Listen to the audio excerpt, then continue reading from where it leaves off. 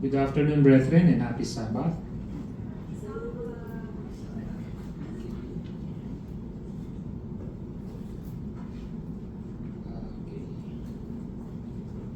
So, I think few years ago, I was able to deliver one of my chosen sermonette, and it was about the gift of a senior citizen. So the reason was, I turned 60 and belonging now as a senior citizen. Now actually there was a mix of emotions, and probably because being a senior, I need to have some adjustments, because it becomes now a turning point in my life. Now beside that, of course, I still remember those learnings I got when I was in my 20s, 30s, 40s, and 50s. Now, so let's do some exercise. So may I know from this group yung ating age bracket? So kindly raise your hand. So if you are on your 20s, kindly raise your hand. 20s, then 30s, hindi 30 years ago, 30s. So we have the 40s. So then we have the 50s. Wow, and last but not the least, the 60s and up. 60s and up. Okay, so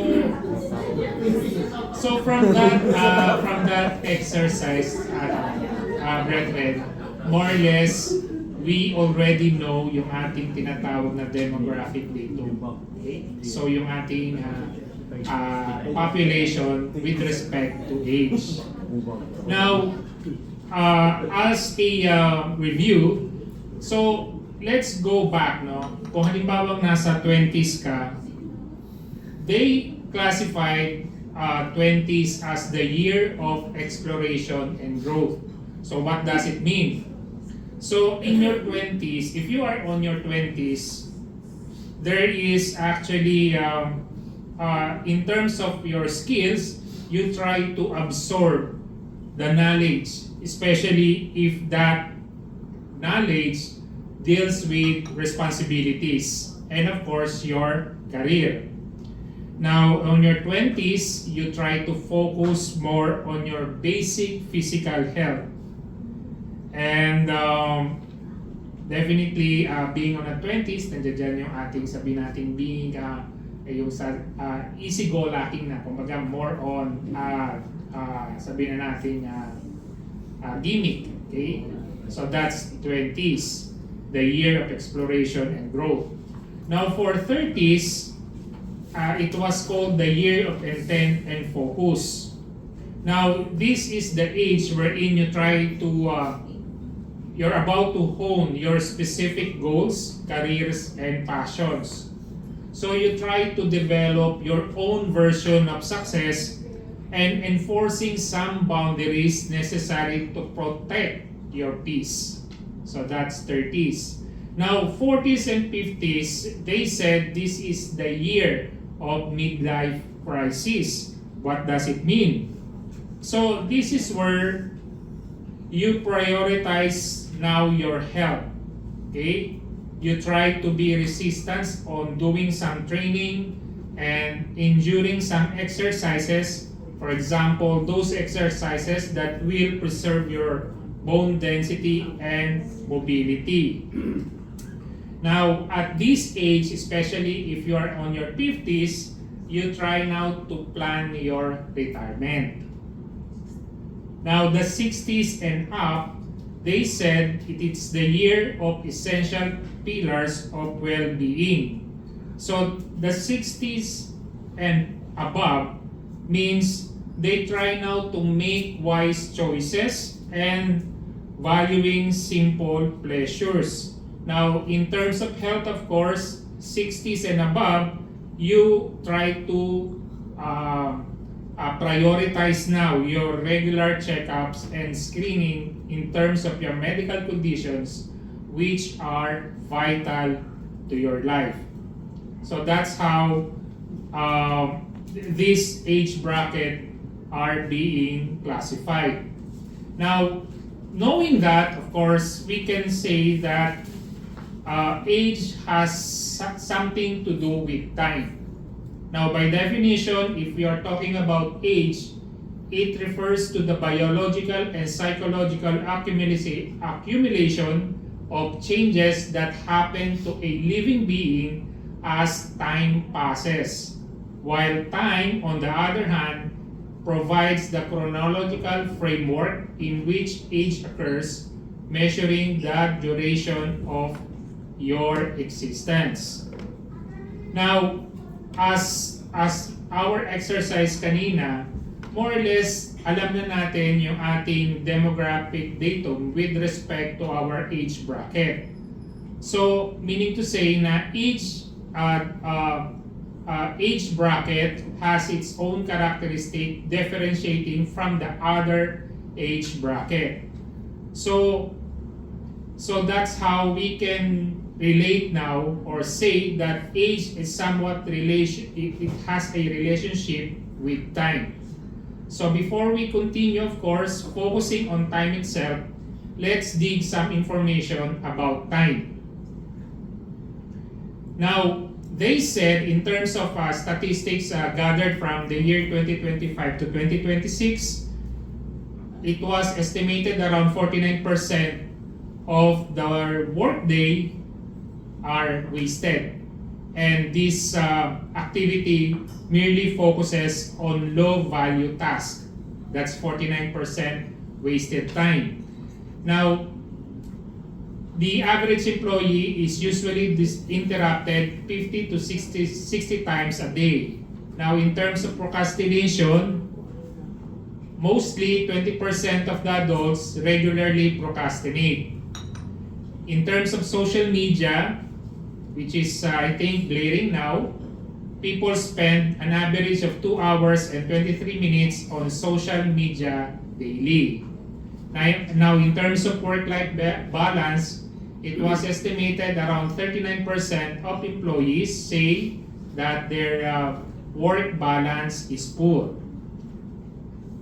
So pag sinabi natin work balance, it is the yung ating time spent on our personal, then time spent on our, sabihin natin, as an employee.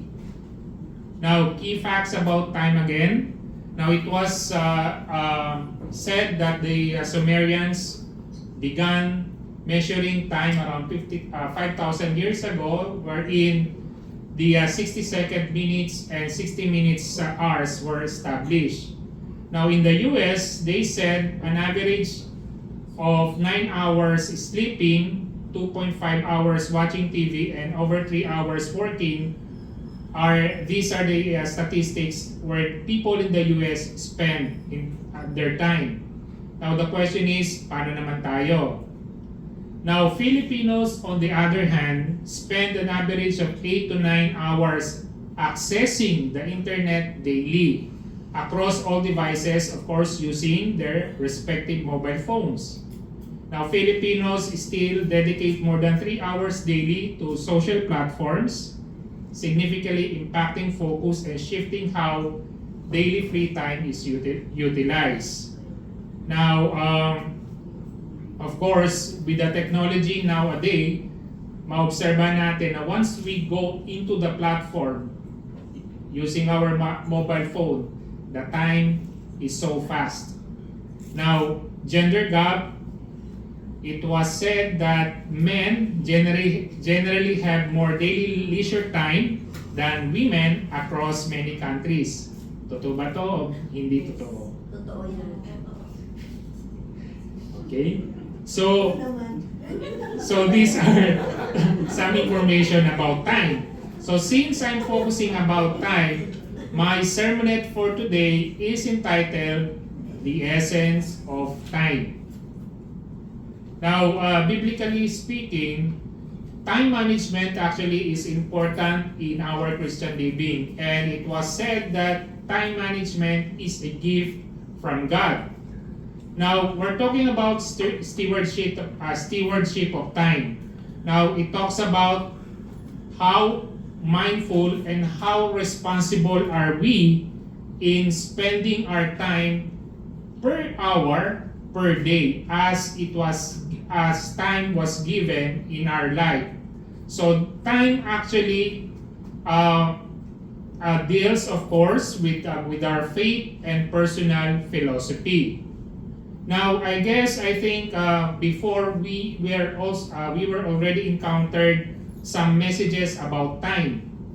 Now, for example, last February 2026, we had the Bible study entitled Time and Eternity. Now we have sermons from our ministers.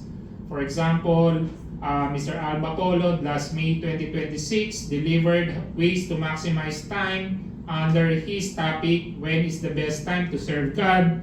And I think if you recall, Mr. Eli Melumida discussed about redeeming the time wherein he focused on Ecclesiastes. So that's how time was given to us. So the next question is, if we're talking about now the use of our time, what the Bible says about time management, and how is time should be perceived in our Christian living. So I'm going to share some biblical principles about managing our time, and let us try to look into the Bible about time management. So basic biblical principles about managing our time. So the first one is put God first.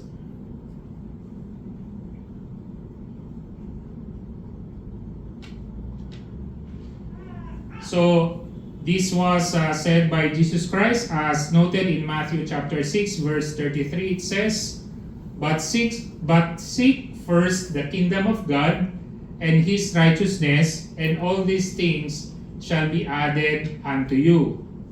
What does it says to us? It means to say that we need to prioritize our spiritual growth through prayer, and of course, how do we serve our God? Now, all of our tasks must be put into proper perspective.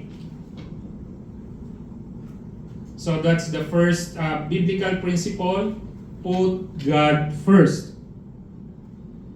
Now the second one is stewardship of time. Ephesians chapter 5 verses 15 to 17, it says, See then that you walk circumspectly, not as fools but wise, redeeming the time, because the days are evil. Therefore do not be unwise, but understand what the will of the Lord is. So it means to say that we need to view time as a gift from our God, and the calling for us to be careful in terms of managing it and using and to make the most of every moment of using our time. So the third one is prioritize the will of God. Proverbs chapter 16 and verse 3, it says, Commit your works to the Lord, and your thoughts will be established.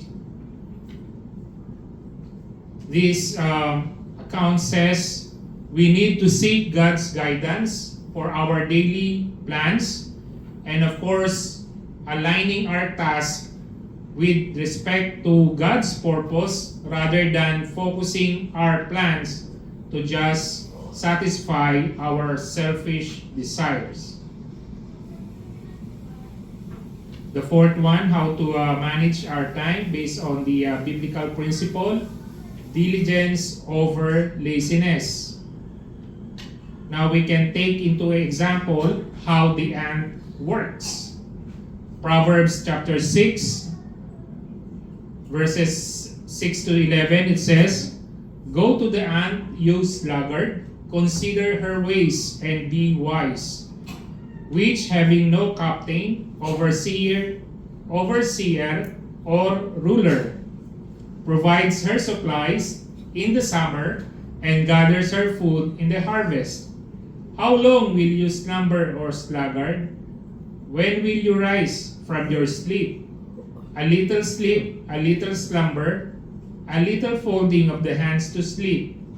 And in verse 11, "So shall your poverty come on you like a prowler, and your need like an armed man." What does it means to us? We need to practice hard work, and as much as possible, procrastination must be avoided. And we have to work efficiently as by seeing an example of the ants.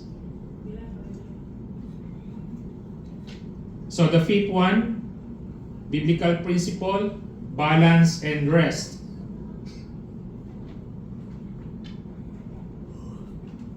Exodus 20, verses 8 to 11, it says, "Remember the Sabbath day to keep it holy. 6 days you shall labor and do all your work. But the seventh day is the Sabbath of the Lord your God. In it you shall do no work, nor your son, nor your daughter, nor your male servant, nor your female servant, nor your cattle, nor your stranger who is within your gates. For in 6 days the Lord made the heavens and the earth, the sea, and all that is in them, and rested the seventh day. Therefore the Lord blessed the Sabbath day and hallowed it." So in managing our time, we need to plan for a week. And of course, as we are doing right now, 6 days we need to work, and on the seventh day, we conform the Sabbath day.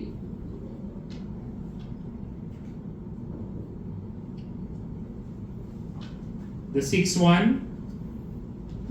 biblical principle, prioritize relationships. So Hebrews 10, 24 to 25, it says, "And let us consider one another in order to stir up love and good works, not forsaking the assembling of ourselves together, as in the manner of some, but exhorting one another, and so much the more as you see the day approaching." So valuing our time, how do we value our time? Of course, we need to spend it in building the relationship with our family, friends, and of course the community, having the same faith and beliefs. And the last biblical principle in managing our time, eternity perspective. James 4, 13 to 14, it says, "Come now, you who say, today or tomorrow, we will go to such and such a city, spend a year there, buy and sell, and make a profit." And in verse 14, "Whereas you do not know what will happen tomorrow, for what is your life? It is even a vapor that appears for a little time and then vanishes away." We can generally say that our life is short, and we need to focus our remaining time or of our life on those tasks which has an eternal significance rather than focusing our task on temporary distractions. So these are the 7 biblical principles about managing our time as noted in the Holy Bible. Now we know the biblical principles. Now the question is, how do we transform these principles into actions? And how are we going to do it? So we need the principles. The next is action. First one is, of course, we need to analyze our habits. Ephesians chapter 5, verses 15 to 16 again. See then that you walk circumspectly, not as fools, but as wise, redeeming the time, because the days are evil. It means to say that we need to determine where your time is going, to identify wasted hours, just to focus on those that can maximize your time effectively. So that's the first the first action. Analyze your habits. Second, use planning and list. Psalm 90 verse 12, it says, "So teach us to number our days, that we may gain a heart of wisdom." So the action that this account is talking about is we have to write down, of course, any commitments and any plans that we need on a certain day, as much as possible in advance. So the third action is learn to say no. Colossians 3, chapter 3, verses 23, it says, "And whatever you do, of course, do it heartily as to the Lord and not to men." So it says that we need to avoid overcommitting by saying no to those tasks that do not align, of course, with God's priorities. The fourth action, we need to work with focus. Ecclesiastes chapter 3 verse 1, it says, "To everything there is a season and a time for every purpose under heaven." So we need to eliminate those distractions and focus only on those important works, not just urgent minor tasks. And the last action is work with diligence. Psalm 37 verse 3, Psalm 37 verse 5, it says, "Commit your way to the Lord, trust also in Him, and He shall bring it to pass." It says that perform every task with all your heart as if working for God directly. So these are the actions that we needed to transform our biblical principles. We need to analyze our habits. We need to plan. Learn to say no, work with focus, and of course, work with diligence. Now, in closing, the key learning that I have shared is the need that we need to think about how each one of us is, of course, how do we use our times? Are we using it effectively? Are we using our time wisely? Or we just use our time without any purpose? Now, the Apostle Paul, in his account, wrote that we will give an account to God for the way we use our lives and what we have been accomplished. Now we can look back, we can refer to 1 Peter chapter 4 verses 3 to 6. It says, "For we have spent enough of our past life in doing the will of the Gentiles, when we walk in lewdness, lust, drunkenness, revelries, drinking parties, and abominable idolatries. In regard to this, they think it strange that you do not run with them in the same flood or dissipation speaking evil of you. They will give an account to him who is ready to judge the living and the dead. For this reason, the gospel was preached also to those who are dead, that they might be judged according to men in the flesh, but live according to God in the Spirit. Now, how we spend our time, of course, it means how we spend our lives. Remember, we should not want to misuse any of our time our God has allotted to us. Now, think about it. Are we using or are we spending our time wisely? Are we spending our time effectively? So in short, of course, nasa ating mga kamay ang desisyon kung paano natin gagamitin yung mga oras na ipinagkaloob sa ating buhay. Now, it's our choice, it's your choice. With that, a blessed and a wonderful Holy Sabbath to everyone.